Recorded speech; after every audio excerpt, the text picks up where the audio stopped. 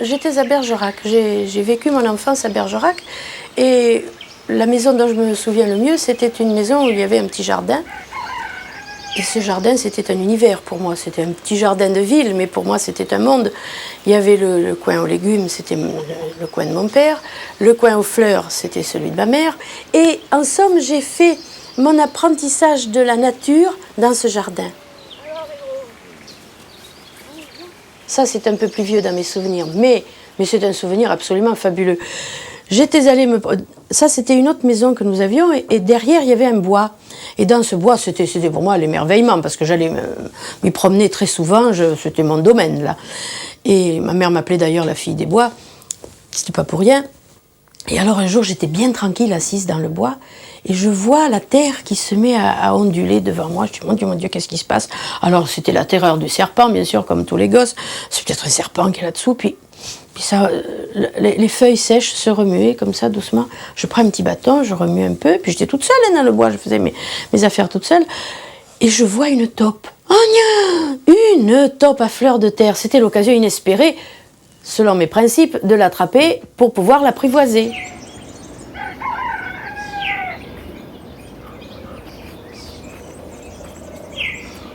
Il y avait les dorifores aussi. Les dorifores, c'est des petits boutons avec des rayures, et puis les larves qui sont toutes roses. Alors il fallait les écraser, ça faisait un peu dégoûtant parce que ça faisait du jus partout. Mais alors ces petits œufs jaunes qui étaient posés au revers des feuilles des pommes de terre, moi je trouvais ça merveilleux. C'était l'émerveillement de mon enfance. Et puis alors, bien sûr, quand il y avait l'école, alors j'attrapais des moineaux, je sais pas, de mai, par là, je sais pas, enfin bon. Et puis l'école n'était pas finie encore. Alors, je mettais dans mon cartable, enfin j'allais à l'école à bicyclette, et puis il y avait une petite caisse sur mon porte-bagages, et puis il y avait les moineaux dedans. Alors, on avait des pupitres qu'on soulevait, on mettait la tête comme ça, et puis on avait tous les livres dedans. Alors, je tirais les livres, mettais les moineaux derrière, et puis pendant qu'on nous expliquait des choses au tableau, je nourrissais mes moineaux. Alors bien sûr, il y avait du caca de moineaux un peu dans le bureau, mais enfin bon, ça faisait partie des règles du jeu. Et au fond, quand je suis allée en Afrique, que je suis allée au Mexique, que je suis allée dans les pays tropicaux, où les gens m'ont proposé des petits animaux, bon, j'avais une culture zoologique à ce moment-là, donc je savais ce qui était faisable et ce qui ne l'était pas. Mais malgré tout, j'ai toujours voulu tenter l'apprivoisement d'une bête. Ça a été ma vie, ça.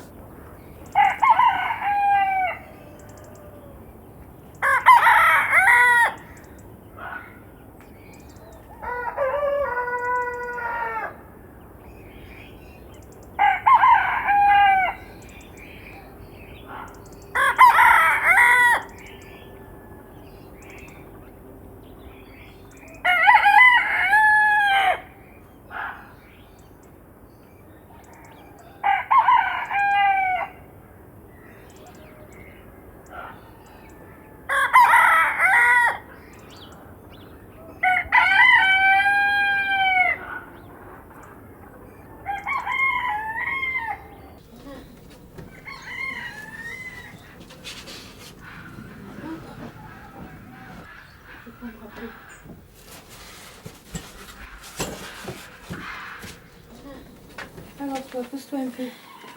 Mon Dieu. 50 ans de vie là-dedans. Ça fait, non, 50 ans c'est beaucoup quand même. Mais ça fait beaucoup de choses quand même qui sont accumulées. Alors bien sûr, quand on dit je suis docteur en fourmis, docteur en médecine, il fait plus sérieux, mais enfin, ou en chimie, ça fait bien, en physique, ça fait bien. Mais il en faut dans tous les domaines, et moi je suis docteur en fourmis. Voilà. Allez, pousse-toi. Je travaillais sur la biologie des fourmis. Des fourmis qui font des nids dans la terre et qui mettent des petites graines dans la terre et qu'on appelle des messors. Messors, ça veut dire moissonneuse. C'est la fourmi de la Bible, en fait.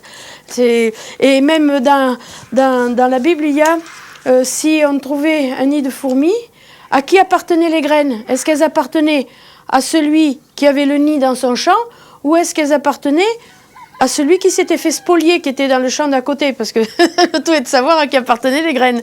Et personne, en fait, ne s'était soucié du bon droit des fourmis, d'ailleurs, dans ce cas-là. Bon, alors, attends, on va chercher. Oui, c'est là que ça se trouve. Je crois me rappeler.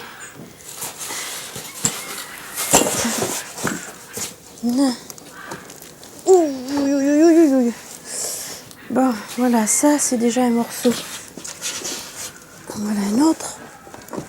Oh, oh là là! C'est de la brique. Ça c'est des termites, ça.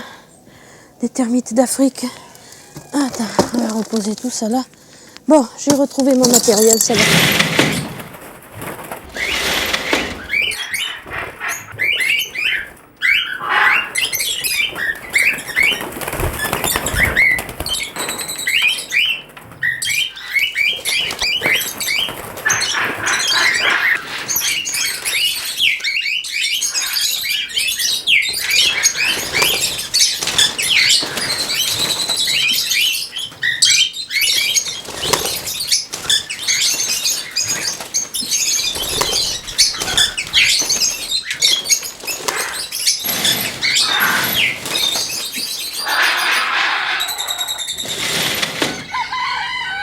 Oh non, ils sont mignons, mais ils mangent. Ils viennent, si on s'amuse un peu, là je le fais pas en ce moment, mais si on s'amuse de mettre un petit gâteau dans la bouche, ils viennent vous le manger dans la bouche. Ah oui, ils sont mignons, mignons, gentils. Mais là maintenant ils crachent un peu comme ça, pour vous donner une idée de ce qu'ils sont capables de faire. Alors on a les lunettes pleines de verdure, après c'est assez désagréable, mais enfin, oh non, ça fait partie du folklore quoi. Oh, on a lu Tintin quand même.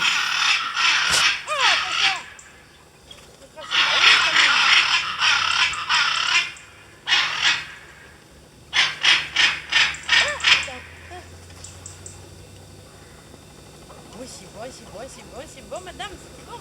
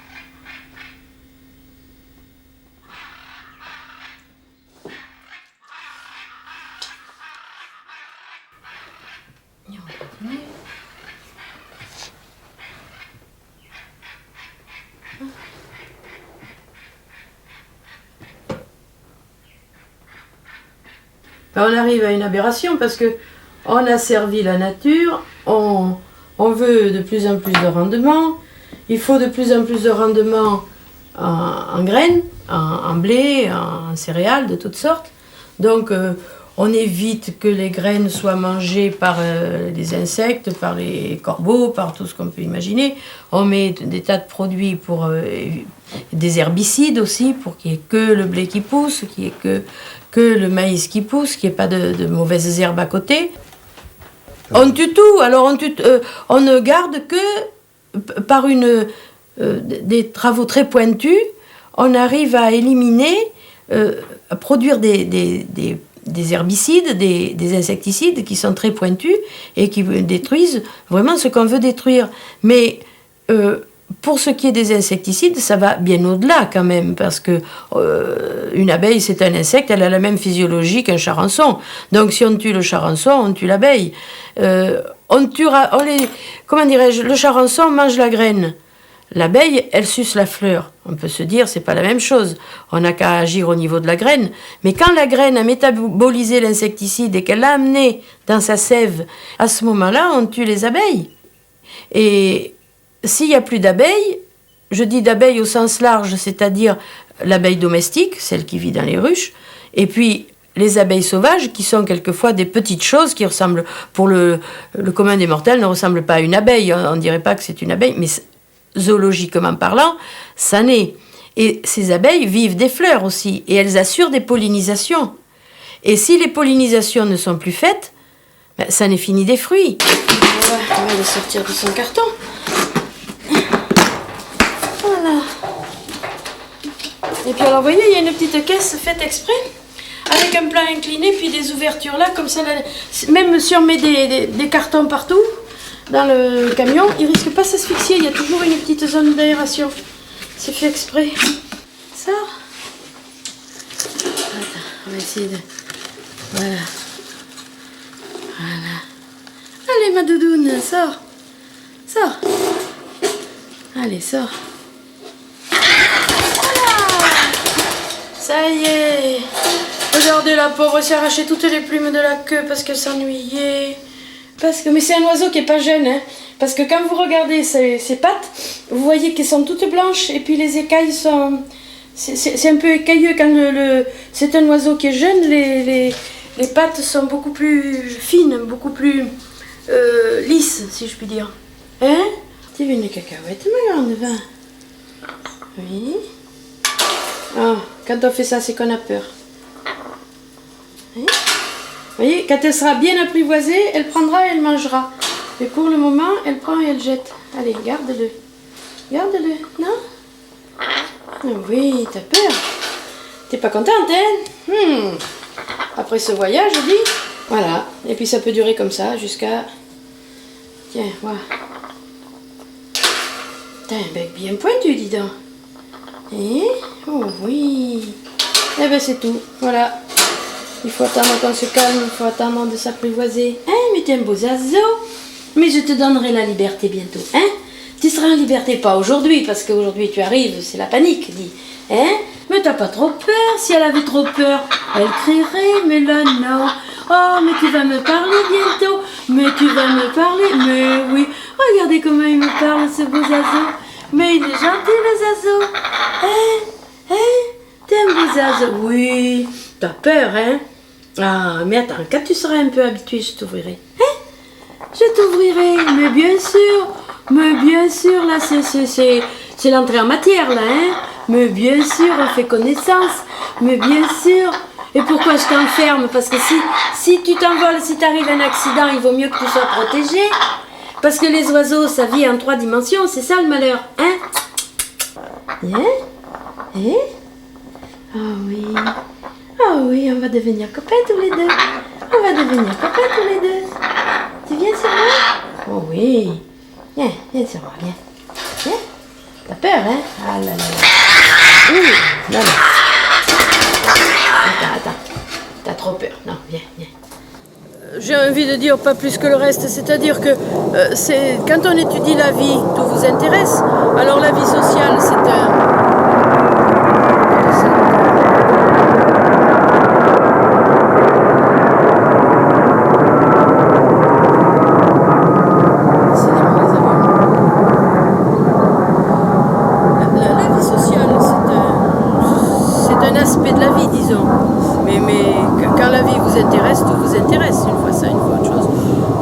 philosophique, je ne peux pas que les abeilles m'ont pas appris tellement, pas plus que le reste, disons. Est-ce que vous direz qu'une mécanique pareille soit abîmée? Ah, ça, l'humanité est coupable et redoutable de créer des...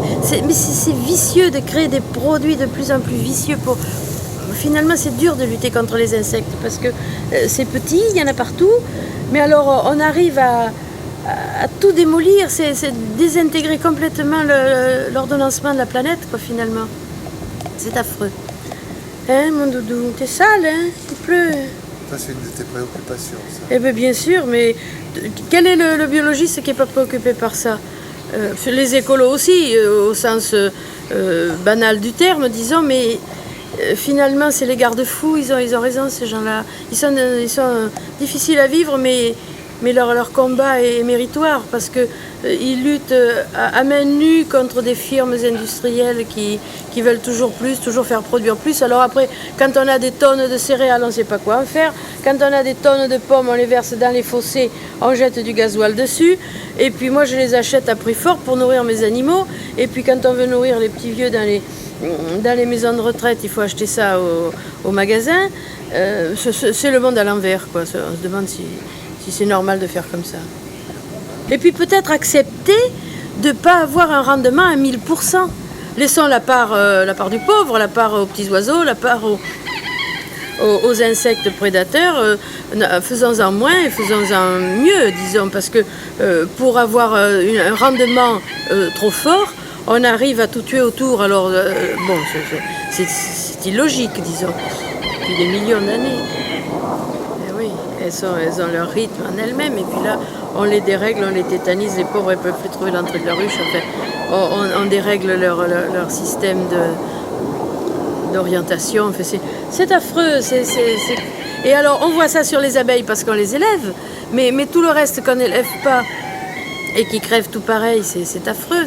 Et l'homme, et toujours l'homme. Et puis il y a des hommes, bon Dieu, il y en a du pôle nord au pôle sud, il y en a partout.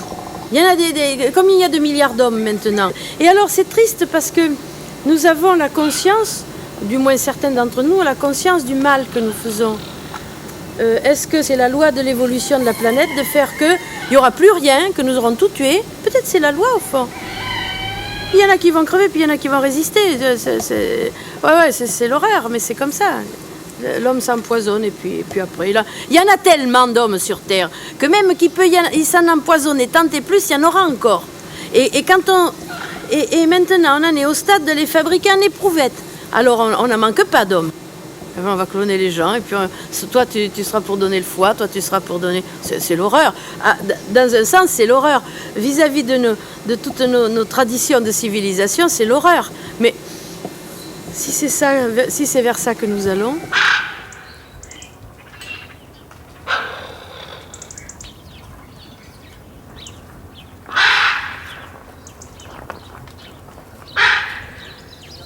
Non, c'est pas de la domestication que j'ai fait, moi. Parce que la domestication a un côté un peu, si on veut voir, servile. Moi, j'ai fait de l'apprivoisement, c'est différent. La domestication, c'est un mot que j'emploie qui est peut-être pas le meilleur, mais c'est la mainmise de l'homme sur la nature. Jusqu'où avons-nous le droit de domestiquer la planète?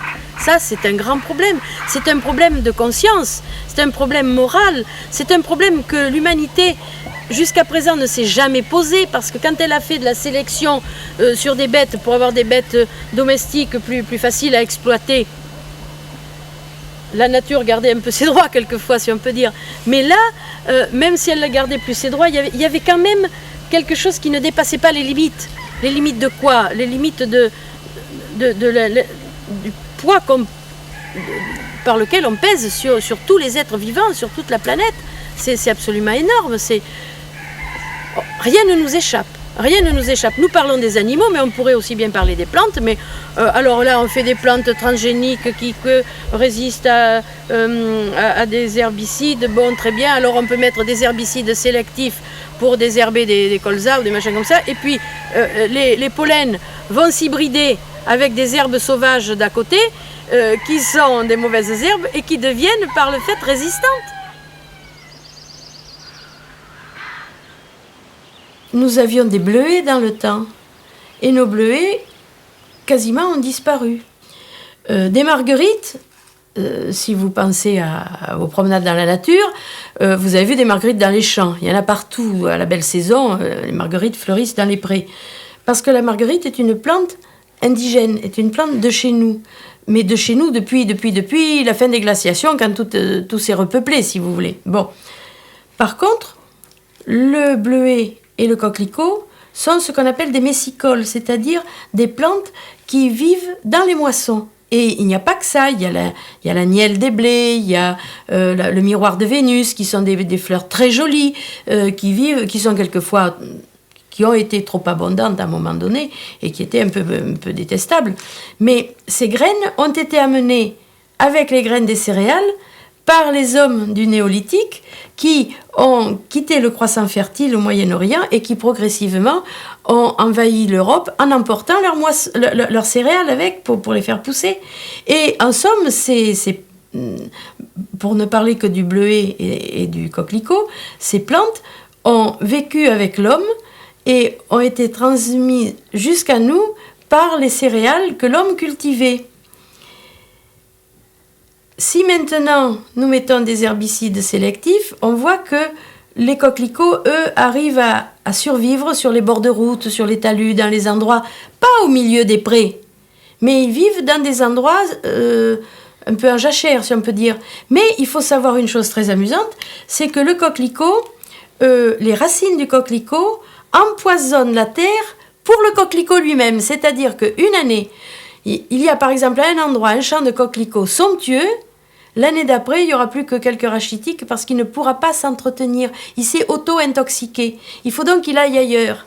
Et en somme, d'être transporté avec les céréales, c'était très bien parce que une fois là, une fois là, une fois là, et le coquelicot pouvait vivre comme ça. Mais le bleuet est encore plus fragile et il ne peut pas s'évader du champ de blé. Ce qui fait que actuellement, on n'a presque plus de bleuets. Ici, j'en vois presque plus. Je connaissais un champ où il y en avait encore un peu, mais ça devient rarissime le bleuet dans notre région. C'est à double tranchant cette histoire de domestication, parce que le bleuet et le coquelicot sont arrivés par la domestication des céréales, et maintenant, notre hégémonie sur la terre est tellement puissante que nous éradiquons tout ce qui, dans la domestication, nous gêne un peu. Alors, bien sûr, on peut se poser la question, quand les gens... il faut aller plus loin. Quand les gens ont amené le blé, c'était pas pour les coquelicots, c'était pour le blé qu'ils l'amenaient. Bon, le reste, ils ne savaient pas s'en débrouiller parce que quand ils vannaient les graines, les graines du coquelicot sont toutes petites, tout passait à travers. Donc, quand ils ramenaient leurs graminées, ils avaient aussi ces graines parasites. Maintenant, on sait enlever ces parasites, entre guillemets, et on n'a plus... Alors, on est à un degré d'hyper-sophistication de la domestication, mais c'est le même processus qui va à son extrémité, qui va au bout. Alors, maintenant, il n'y aura plus que des hommes, du maïs, du blé, des poivrons, des machins comme ça, puis le reste, des mouches, des souris, des rats, et puis c'est tout. C'est ça, il faut voir que nous allons vers un appauvrissement des espèces. Alors, bon, je pousse à l'extrême là, mais c'est vers ça que nous allons. Si je le coupe en petits morceaux, comme ça, ils mangent un petit morceau et puis ils n'en laissent pas perdre. Autrement, ils vont prendre une grosse tranche, ils vont en manger 3 brins, ils vont la laisser tomber par terre et puis après, c'est pour les souris. Alors, il faut économiser quand même. Alors, tous les jours, il faut faire le petit truc comme ça, voilà. Pour tous. Ah ouais, tout le monde est préparé. Alors, il y a de tout. Il y a même du sucre pour le gros Hyacinthe. Alors, il va se râper son sucre. Alors, quand j'amène la nourriture et puis qu'il y a du sucre, alors là, ça déclenche tout vite. Il vient manger parce que ça lui plaît. C'est pas pour manger, c'est pour jouer, mais après, il déjeune. Voilà. Pour les autres. Puis on va mettre des noisettes aussi. Ah non, mais c'est des animaux de luxe, hein. Faut pas croire. Voilà. Voilà. Puis je vais mettre en plus d'autres graines, des graines de tournesol, mais elles sont en bas, j'irai les chercher en bas. Mais là, c'est les choses précieuses que j'ai dans la maison et que je prépare ici avant de le leur porter. Voilà. Et puis alors, quand la mangouste a faim, si elle a rien dans sa gamelle, elle va dans la huche à pain et puis elle descend dans les gâteaux et puis elle mange les gâteaux, elle se sert, elle est marrante, c'est amusant de la voir faire.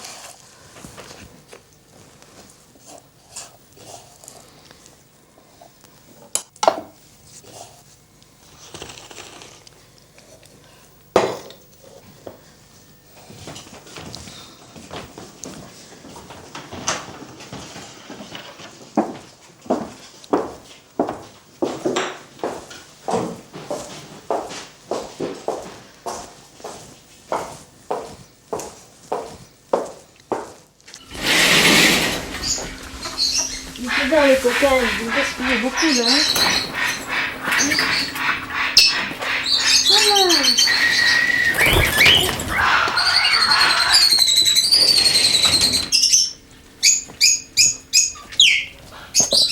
Et doudou.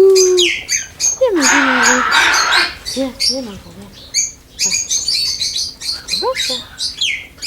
De connaître toutes les bêtes comme ça, d'en avoir apprivoisé des quantités finalement, d'avoir eu des revers, d'avoir eu tout ce qu'on peut imaginer quand on a la création vivante chez soi. J'ai appris aussi une chose, j'ai perdu la peur. Je n'ai plus peur.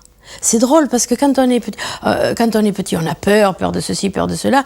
Les personnes qui ont peur d'une araignée, peur d'une souris, ah non, peur d'un serpent, j'ai peur.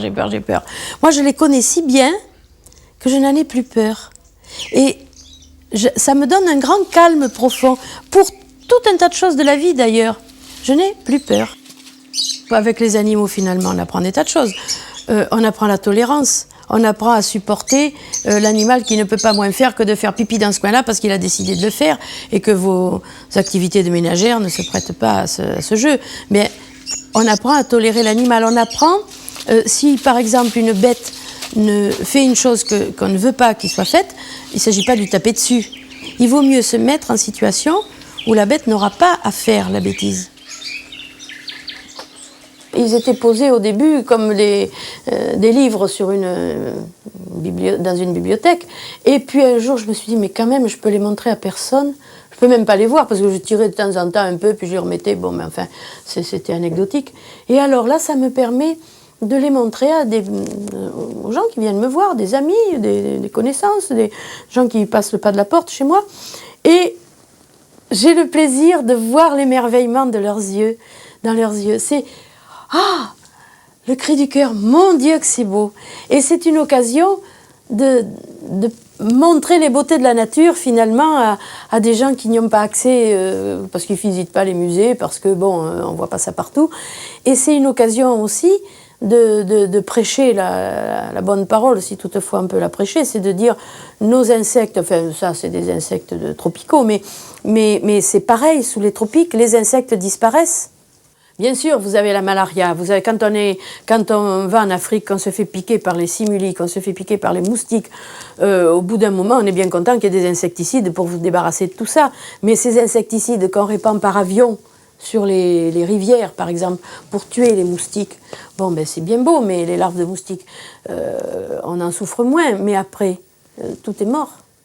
C'est horrible. Et tout ça, c'est parce que l'espèce humaine est à développement galopant. On envahit tout. Mais quand vous pensez que maintenant on va dans les glaces du pôle Nord chercher de la glace fossile et puis on retrouve des petites bêtes qui sont enfoncées là depuis je ne sais combien d'années, milliers d'années, et puis qui arrivent même à revivre, des petits tardigrades, des machins comme ça. On a ça sur nos toits de maison, les mêmes bêtes et tout. Bon, mais alors, il n'y a pas d'endroit où nous n'allions pas. On va partout. Et on a la même mise sur la planète. Et même maintenant, c'est plus fort que ça. On va aller dans Mars bientôt. Alors, bon, c'est une belle aventure. C'est fascinant de penser qu'on va aller sur une autre planète. Mais pour ce qui est de la nôtre, elle est compromise. Hein.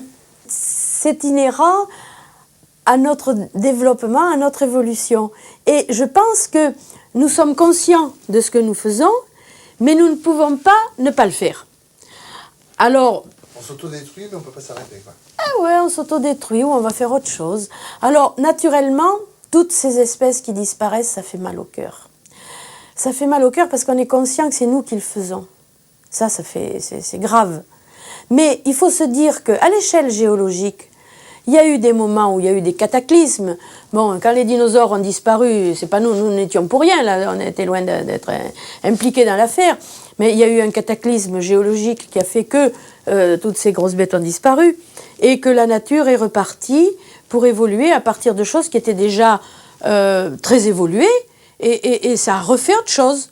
Les petites bêtes qui ont réussi à survivre, eh ben ça a fini qu'on en est arrivé aux mammifères, on en est arrivé à nous. Alors, on peut se dire que la nature a encore en réserve des possibilités, mais comme nous sommes conscients que nous avons une âme, que nous avons une réflexion, nous sommes malheureux en même temps de penser que nous détruisons, que c'est nous qui sommes le cataclysme au fond. Alors, il y a les inconscients qui disent il faut vivre, il faut aller chercher les bois précieux au fond des forêts, vas-y, les grands caterpillars qui sont dans les forêts tropicales, qui détruisent tout, ça fait mal. Mais nous sommes construits de cette façon-là, il faut s'assumer comme nous sommes construits. On a la même mise sur le devenir des animaux et des plantes. Mais c'est horrible, on est des apprentis sorciers terribles. Mais en même temps, on a l'impression que c'est notre destin Et c'est ce qui pèse sur nous, c'est notre évolution qui nous mène comme ça. C'est très ambigu. C'est-à-dire qu'on réfléchit à la fois sur la beauté de la planète, sur l'évolution, sur les lois générales de l'évolution qui font que c'est jamais fini. Et puis en même temps, on se dit, nous sommes maintenant le principal facteur d'évolution et notre cerveau évolue parce que l'évolution des espèces, disons, générales, elle est terminée. Il n'y a plus rien on ne voit pas apparaître de grands phylums nouveaux. Mais c'est une évolution au niveau du mental humain. Et ça, c'est une évolution biologique, si on peut dire. Nous sommes programmés comme ça. Par qui? Par Dieu le Père, peut-être, mais enfin, nous sommes programmés comme ça.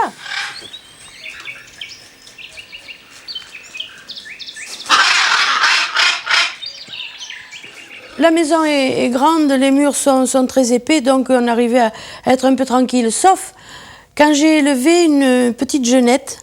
Alors elle a vécu sur son petit coussin chauffant pendant un certain temps, et puis après elle voulait aller avec les autres, mais je voulais pas la mettre la nuit avec les autres parce qu'elle était jeune et je pouvais pas surveiller ce qui se passait. Je dis, s'il se passe quelque chose de méchant, je serai pas là. Donc elle pouvait plus rester dans sa caisse. Enfin bon, cette bête pendant 4 mois a dormi au lit avec moi, comme ça en travers du cou. C'était fou. Et cette bête était si calme dans son sommeil qu'au lieu de m'empêcher de dormir, ça me faisait dormir. Mais c'est extraordinaire ce qu'un animal peut vous communiquer finalement.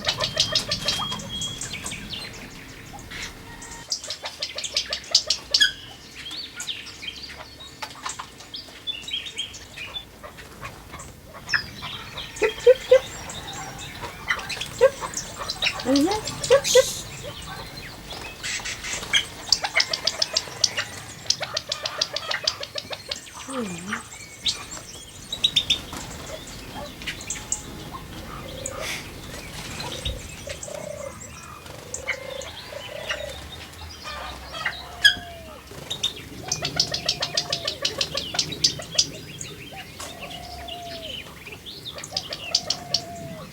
Le matin, quand il y en avait le dimanche, enfin les jours où on était tranquille, il m'est arrivé quand même d'avoir Lulu le sanglier qui venait me dire bonjour au lit, d'avoir le chevreuil. Ouais, le Lulu venait au lit avec moi, les mangoustes, qu'est-ce qu'il y avait encore? Le chevreuil qui venait. Il y avait le chevreuil, il était je l'avais élevé, ce chevreuil, j'en ai élevé des tas de chevreuils, mais celui-là, je m'en souviens particulièrement. Je l'avais élevé à côté de moi, dans la chambre aussi, parce que la nuit est trop longue pour un petit chevreuil, et il faut qu'il tète. Mais et ça ne prend que du lait tiède en plus. Alors j'avais dans ma chambre un petit coin pour chauffer le lait, pour lui faire... Et j'aurais pu mettre un réveil, mais mettre un réveil à 3h du matin, c'est assez pénible. Alors quand il se réveillait, je sentais qu'il remuait. En catimini, je me levais, je faisais chauffer son petit lait, je le faisais boire, et il revenait sur la descente de lit, enfin sur des coussins, parce que pas qu'il salisse. Et puis cet animal s'était habitué à la chambre, et après il ne voulait plus la quitter. C'était marrant, on faisait la course, il tournait autour de la table, et puis il sautait sur le lit, puis il ne voulait pas quitter, c'était chez lui, là, il était bien. Oh, c'était drôle.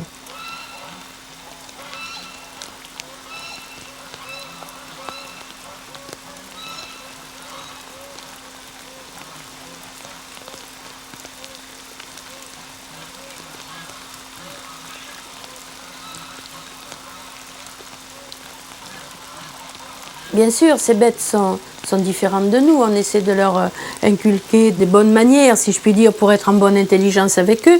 Mais il arrive un moment où leur comportement se manifeste dans ce qu'il est, dans le comportement d'une bête sauvage. Et vous êtes obligé d'accepter des choses qui sont chez elles irrépressibles. Par exemple, un chevreuil. Les gardes-chasse m'en ont porté beaucoup, souvent de chevreuils qui étaient accidentés, de bébés, et que j'ai levés, puis après on les remettait dans la nature, enfin bon. Mais un chevreuil adulte, un mâle, on ne peut pas le garder, parce qu'au bout d'un moment, il devient méchant, il devient agressif envers vous. Mais il faut accepter ça. Et il faut accepter qu'un jour, la bête va se transformer, son comportement va devenir différent. Dès l'instant qu'on accepte ces différences, on accepte aussi les différences chez les humains. On n'est plus raciste. Chez moi, il y a tous les services de jour, services de nuit. Parce que le matin, je donnais à manger aux oiseaux, aux mangoustes, tous ceux qui mangeaient le jour. Et puis, c'était pas la peine de préparer de la nourriture qui se serait avariée ou qui se serait abîmée un peu durant la journée. Le soir, quand les quincajous se réveillaient, quand la fouine se réveillait, quand les genettes se réveillaient, alors il fallait préparer la nourriture. Et mon pauvre mari était le spécialiste pour couper le cœur de cochon en petits morceaux pour les genettes. Tous les soirs, il coupait son cœur de cochon. Mais c'était admirable, la façon dont il coupait le cœur de cochon, en faisant les bouchées pas trop grosses pour que ça puisse passer comme il faut. Est-ce qu'il partageait sa passion? Pas vraiment, disons. Mais alors lui, il était éthologiste, mais ça veut dire qu'il étudiait le comportement des animaux, mais il étudiait le comportement des blattes, des abeilles. Il a fait des travaux d'ailleurs tout à fait remarquables là-dessus, mais il étudiait les insectes. Alors l'insecte, ma foi, le degré de familiarité qu'on peut avoir avec un insecte, c'est quand même assez limité. Alors, mais moi je lui ai dit, je vais t'apprendre le comportement en vraie grandeur. Mais le pauvre, il n'imaginait pas que j'allais lui mettre tout ça dans la maison, parce que quand il m'a connue, j'avais juste un chat. Parce que j'étais au creux d'une vague, là, mon chien était mort, enfin, j'avais juste un chat. Oh, il s'est dit, un chat, ouais, bon, ça va. Mais alors, quand il a vu que la maison se montait comme ça, il a commencé à crier au secours. Mais ma foi, il a suivi. Hein. Après, les problèmes se posent, mais enfin, quand c'est petit, on a des moments de jouissance énormes qu'avec mon mari, on riait vraiment quand même quand on voyait tout ça à la maison. Ah oui, ben, il a fini par prendre son mal en patience et puis il finissait par les aimer, les animaux, parce qu'au début, c'était pas vraiment sa tasse de thé. Il leur aurait pas fait mal, mais après, on était à table, il avait une mangouste dans la chemise, comme ça, fermée, et puis de temps en temps, la mangouste passait un petit doigt pour attraper un peu de nourriture. Mais enfin, il s'était bien habitué, il les aimait. Peut-être tu as raconté l'histoire de la cuisine avec tes mangoustes, le tiroir de ta cuisine. Oh, l'horreur. Oui, j'avais dit à mon mari, tu sais, les animaux, à part le guépard, je connais aucun animal qui fasse pipi là où il dort. Les animaux, ils dorment, bon, il y a l'odeur de l'animal qui vient, mais enfin, ils urinent pas. Par quand c'est un tout jeune animal, bien sûr, qui n'est pas continent encore, mais les animaux qui sont adultes ne salissent pas. Et alors, j'avais tout un paquet de mangoustes qui se mettaient, parce que dans ma cuisine, je ne pouvais pas avoir de chaise. Parce que si j'ai une chaise, les bêtes sautent sur le siège, et puis comme le dossier porte contre la table, alors à ce moment-là, c'est l'occasion inespérée de monter sur la table, et puis de faire, bon, on n'a pas le temps de dire ouf que c'est déjà fait. Alors quelquefois on a besoin de s'asseoir un peu pour éplucher, pour travailler, parce que c'est fatigant.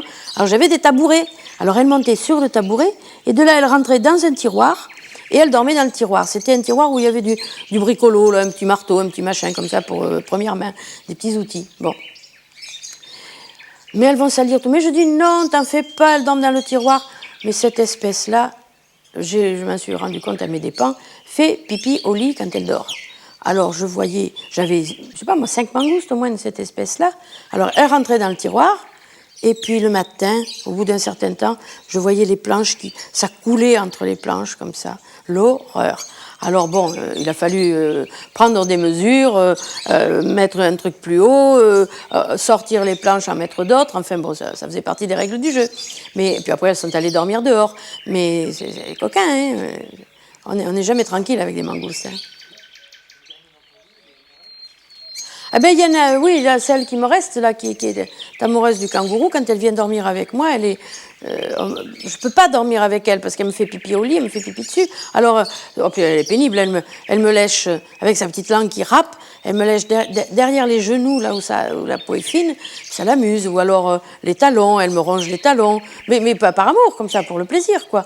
Alors les nuits sont écourtées, quoi. Mais je peux pas la garder au lit avec moi parce que je peux pas la battre, je peux rien lui faire. Elle fait pipi au lit. Bien sûr, je suis docteur en sciences, mon Dieu, c'est vrai, je suis docteur en fourmis.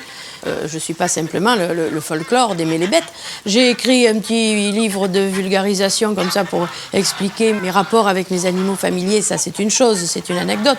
Mais j'ai toute une vie de publications scientifiques sur les fourmis et les abeilles qui sont tout autre chose, bien sûr. Je vous proposerai pas de lire ça parce que l'énervation à l'air chez les fourmis du genre Crématogaster, excusez du peu, mais c'est pas terrible hein, à lire.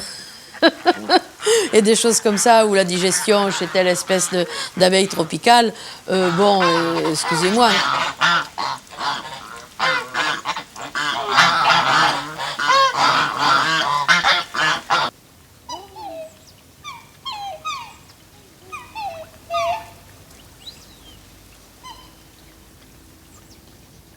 Alors, cette histoire de domestication, c'est l'homme qui a pris possession de la terre entière, parce qu'il a domestiqué les animaux, mais les plantes, mais l'énergie, mais la terre, mais tout est passé par ses mains. Et à l'heure actuelle où nous sommes si nombreux, le problème est là. Nous avons tout domestiqué. On se demande ce qui reste qui n'est pas domestiqué. Oh là là, il y a de quoi se tuer là. Nous sommes tellement socialisés que notre socialisation déborde sur les animaux. Et nous avons besoin du contact avec les animaux parce que c'est inhérent à notre espèce. Mais il y a le côté positif et puis le côté négatif, parce qu'un animal qui est vraiment domestiqué, ça veut dire qu'il vit à la maison, qu'il se reproduit à la maison, il perd de sa vitalité au fond d'animal sauvage. Et est-ce qu'on peut vraiment le réintroduire sans dommage? Ça, c'est un énorme problème.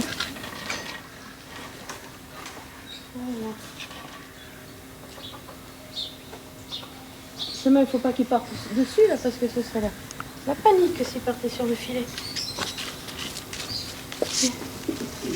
Alors, viens.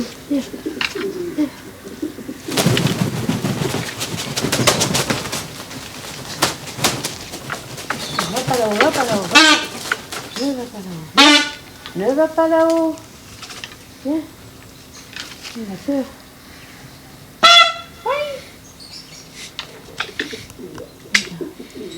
On va aller dans l'autre sens. Voilà. Alors, mon oiseau. Tiens, vos oiseaux. Voilà. Voilà, un bébé pan. Hein? Eh oui. Voilà. T'avais mal à ta patte l'autre jour? Non, ça y est, c'est guéri, ça va mieux. Tu saignais?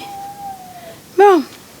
Allez. Oh si, mais enfin, j'ai essayé de me mettre en conformité, mais j'avais pas de certificat ce qu'on appelle le certificat de capacité qu'on vous donne pour, vous avez l'autorisation d'élever telle espèce. Moi, je dis, écoutez, si vous voulez me donner un certificat de capacité, enfin, le donner, il faut passer un examen, il faut passer, bon. Mais je dis, si vous voulez ça, il faut me le donner de l'oursin au rhinocéros, parce que moi, j'élève un peu de tout. Mais quand vous élevez des fourmis pour votre travail, on ne vous demande pas si vous avez la capacité d'élever des fourmis. Quand il y a des bêtes pour lesquelles on ne vous demande pas de certificat de capacité. Vous avez un poisson rouge, on ne vous demande pas si vous savez l'élever. C'était mon gros perroquet bleu, mon Arayacinthe. Oh, c'est intelligent, ça. C'est fou ce qui se passe dans la tête de l'oiseau. C'est fou. C'est fou. Ces oiseaux-là, c'est fabuleux. Alors, bien sûr, on ne peut pas quand on a une grande intimité avec son oiseau, à la limite, on dit « Oh, ben, c'est la mémère à perroquet. » En fait, c'est parce que l'oiseau est tellement intelligent. Ces oiseaux-là, même les petits oiseaux, mais on imagine mal ce qu'ils sont capables de faire. Alors, on les observe mal, disons. Mais les perroquets, c'est le sommet de l'évolution des oiseaux au point de vue intelligence. J'avais d'abord le mâle, tout apprivoisé, tout gentil. Je faisais ce que je voulais. Il se mettait sur le dos, j'attrapais les pattes, je faisais des nœuds avec. Maintenant, je n'ose plus les toucher parce qu'il est marié, mais fut un temps où cet oiseau, j'allais au marché avec le perroquet sur l'épaule, c'était quelque chose d'inouï. On m'annonce quelqu'un m'annonce à Paris qu'il avait une femelle à vendre. Et moi, j'avais le mâle tout seul. Je dis, bon, je vais l'acheter, ça va, je vais faire un couple. Alors, je vais à Paris chercher la femelle, je ramène une grande caisse en métal, je pose la caisse par terre, la femelle sort, poum, elle va se taper contre les carreaux. Je dis, ça y est, elle va passer à travers, non. Mais c'est toujours inquiétant. Et puis alors, elle revient, elle se pose sur la cage, le mâle sort. Ils ne se connaissaient pas, ils se découvraient. Hein. Le mâle sort, je mets à manger en haut, et je vois le mâle qui commence à manger. Mais qui mange, mais qui décortiquait des graines de tournesol. Et il en décortiquait. Ça a duré, je m'en fais, mais tu passes ta vie à manger. Pourquoi tu manges comme ça maintenant? Mais il mangeait. Mais j'avais jamais vu une telle frénésie.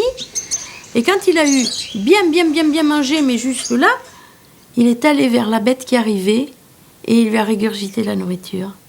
Il l'a gavé. C'était joli. C'était un geste d'amour comme ça pour lui dire, voilà, tu es ma fiancée, je te prends. Et puis ils se sont gavés après par amour. Ah oui, mais ils sont très intelligents ces oiseaux. Et c'est des animaux qui n'ont pas de cortex. Donc intelligents sans cortex. Eh oui, mais l'intelligence est ailleurs chez les oiseaux. Parce que nous, on dit que l'intelligence, c'est dans les aires d'association qui sont dans notre cortex cérébral. Alors, les oiseaux n'ont pas de cortex.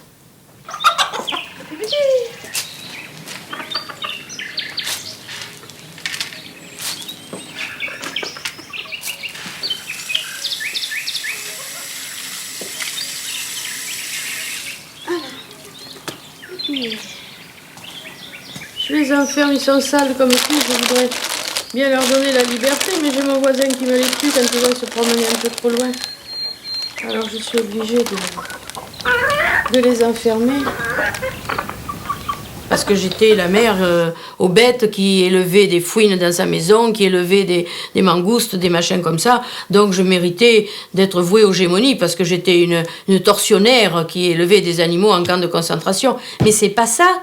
Les animaux que j'ai élevés et ceux que j'ai ramenés d'Afrique à grands frais de complications administratives et de complications de vie aussi, parce qu'il fallait les tenir vivants dans l'avion et tout ça, c'était pas toujours évident. Eh bien, c'était des animaux qui étaient perdus pour la nature. Parce que c'était des petits, c'était des jeunes, dont les parents avaient été tués. Par exemple, une fois, j'ai ramené des mangoustes. Ces mangoustes, je les ai échangés contre une montre. Parce que ils avaient... C'est ma propre montre, même.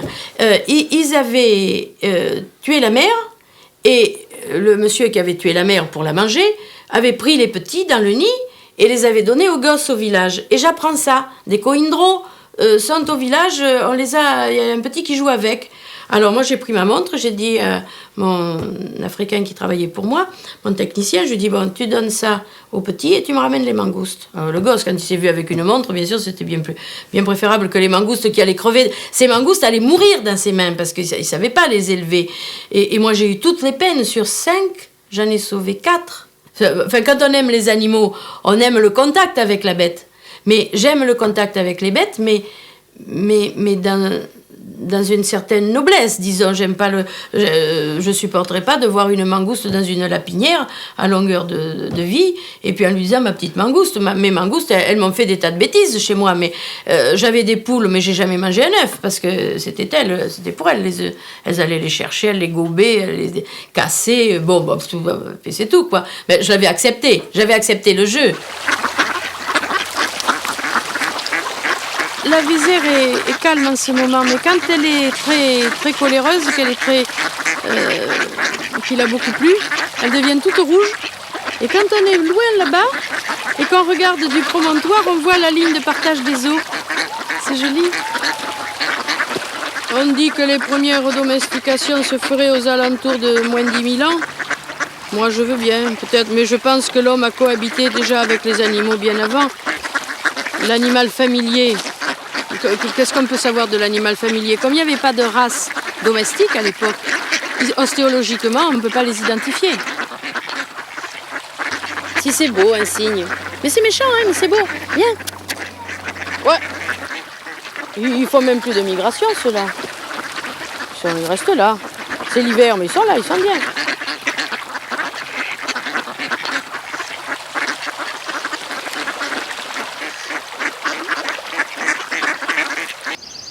C'est la saison où les mousses sont les plus belles maintenant.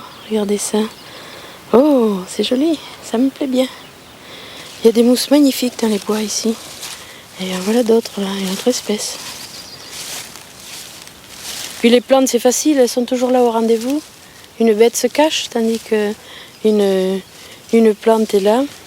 Elle vous attend, il suffit de savoir la trouver au bon endroit. Quand j'étais gamine, oui, Je jouais avec les plantes.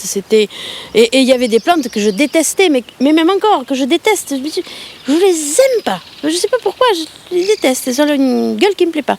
Et puis il y en a d'autres, au contraire, c'est de la fascination. Mais les plantes, pour moi, ce sont des personnages. Et j'ai pour les plantes des agressivités, si je puis dire, que je n'ai pas envers une bête. Et pourquoi c'est comme ça? C'est pas une sale tête. J'aime pas d'ailleurs les fleurs, les plantes qui fleurissent et où la fleur fanée reste accrochée à la plante parce que ça fait vilain, ça fait négliger. Dans mon jardin, je n'ai pas de fleurs comme ça. Si je vous dis les noms, ça vous dira rien, mais la mercuriale, par exemple, j'aime pas ça. Je sais pas pourquoi, j'en sais rien. Et alors en plus ici, on lui donne un nom, on appelle ça la Roberte. Alors vraiment, tout est moche, quoi. Puis ça pue, ça donne la diarrhée si on en boit. Enfin vraiment, c'est une sale affaire, quoi, la mercuriale. Puis c'est une mauvaise herbe des jardins. Puis je l'aime pas. Il y a des plantes comme ça, quelques-unes. Par exemple, ce qu'on appelle la stellaire holostée, c'est très joli, c'est une petite fleur blanche au printemps dans les bois. Et quand j'étais petite, j'en cueillais des bouquets et c'était toujours flétri quand j'arrivais. Alors ces plantes molasses comme ça qui flétrissent, j'aime pas tellement, j'aime mieux ceux qui sont un peu vigoureux, enfin qui a toujours bonne présentation, disons. Mais moi, les plantes m'interpellent parce que je les connais, je sais qui est là. Et quand on ne sait pas dire le nom d'une plante, c'est comme si on passait dans un monde où on ne connaît pas les gens. Ça fait pareil. On est un peu un intrus là-dedans.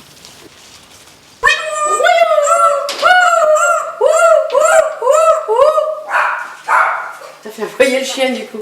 Ah, on voit que c'est un garçon parce qu'il a la tête plate dessus. Les femelles, elles ont la tête arrondie. Hein?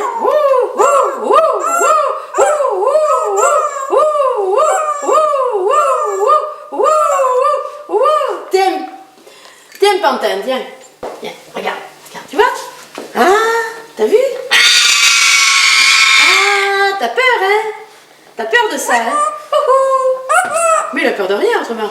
Ah, allez, on recommence.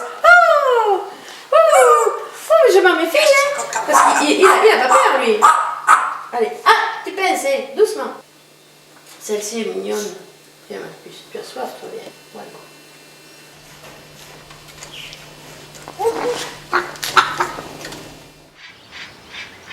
J'aime les animaux, mais c'est pas un repli par refus de l'humanité. C'est parce que j'ai une propension à aimer les bêtes, mais semblables, je leur veux que du bien quand même.